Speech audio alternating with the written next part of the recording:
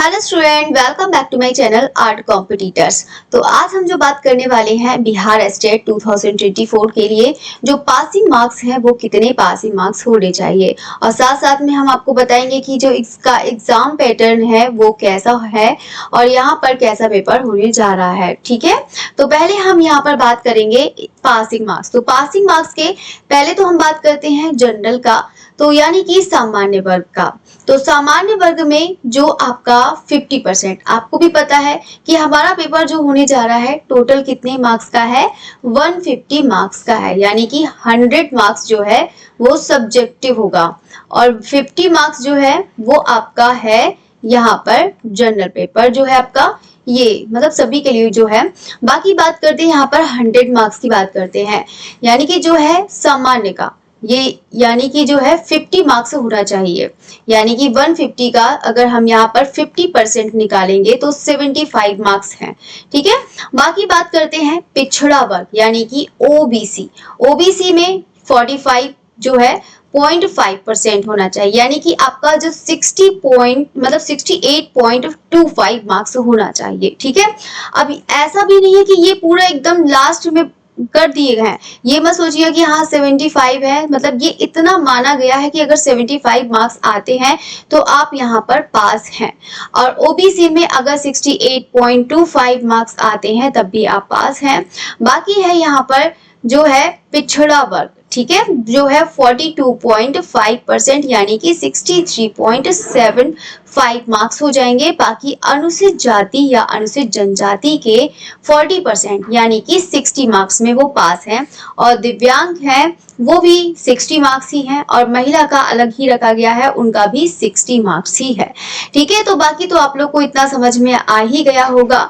तो सभी से यही कहना चाहूंगी कि अगर आप लोग एग्जाम देने जा रहे हैं, ये टारगेट बना के रखिए कि आपका जो पेपर है आप लोगों का, वो आप 50% ही सोचे कि हाँ 50% यानी कि 150 का पेपर होता है, तो उसमें जो 50% जो है आप लोग सभी लोग टारगेट बना के रखिए कि हाँ इतने मार्क्स लेकर आए, यानी कि जो है इतने मार्क्स हैं कि 76 लेकर आए। ये कहूंगी कि 76 मार्क्स जो है यहाँ पर होने चाहिए।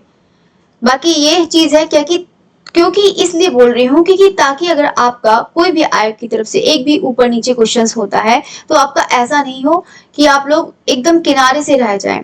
अगर आप लोग सोच रहे हैं कि हमारा अगर 74 पॉइंट ठीक है 90 है, तो आप लोग सोच रहे हैं कि हमारा तब भी पास है, अगर पॉइंट से भी रह जा रहे हैं तब भी आप अनुत्तीर्ण ही माने जाएंगे। ठीक है, यानी कि आप पास नहीं हुए हैं, इसमें आप फेल हो जाएंगे। अगर 74.90 अगर पॉइंट से भी हमारा एक पॉइंट भी रह जाता है तब भी आप लोग जो है यहाँ पर क्लियर नहीं कर पाएंगे। इसलिए कम से कम आपका पूरा होना चाहिए 50% होना चाहिए। बाकी तो ओबीसी का यहाँ पर दिया है, ये अत्यंत पिछड़ा वर्ग दिया है, अनुसूचित जाति और अनुसूचित जनजाति दोनों का ही दिया है। बाकी यहाँ पर आप लोग को ये मैंने बता दिया है।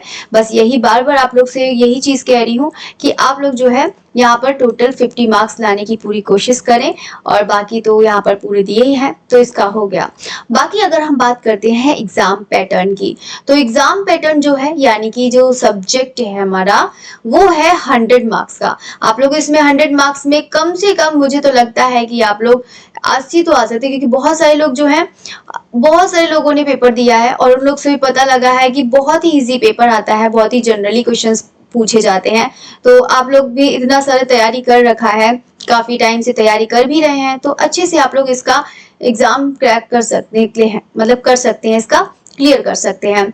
बाकी बात करते हैं जो हमारा दूसरा पार्ट है यूनिट 1, मतलब ये इसको मान लेते हैं यूनिट 1 मान लेते हैं यूनिट 1, और ये जो है यूनिट 2 वाला है उस पर देख लेते हैं यूनिट 2 का।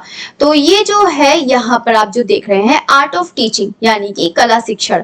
कला शिक्षण में हमारे जो है 30 मार्क्स, अगर आप लोगों ने पेडागोजी पढ़ा है, बीएड करा है, तो आप लोग को बहुत आसानी से 30 में से 15 मार्क्स आराम से कर सकते हैं, नहीं तो कुछ नहीं तो आराम से, क्योंकि नेगेटिव मार्किंग तो इसमें है नहीं, बिल्कुल भी नेगेटिव मार्किंग नहीं है।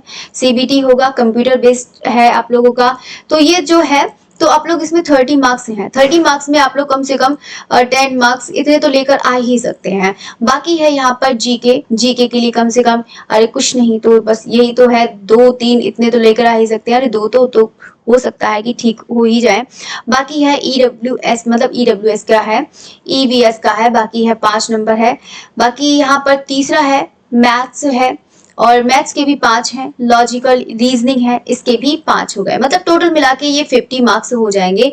यहाँ पर टोटल मिला के ये टोटल पूरे 50 है, यानी कि 30 मार्क्स आर्ट ऑफ टीचिंग, और ये जो है कितना, ये प्लस जो है 30 प्लस 20, 30 प्लस 20 यानी कि जो है पूरा 50 मार्क्स का, ये पूरा 50 मार्क्स का हो जाएगा।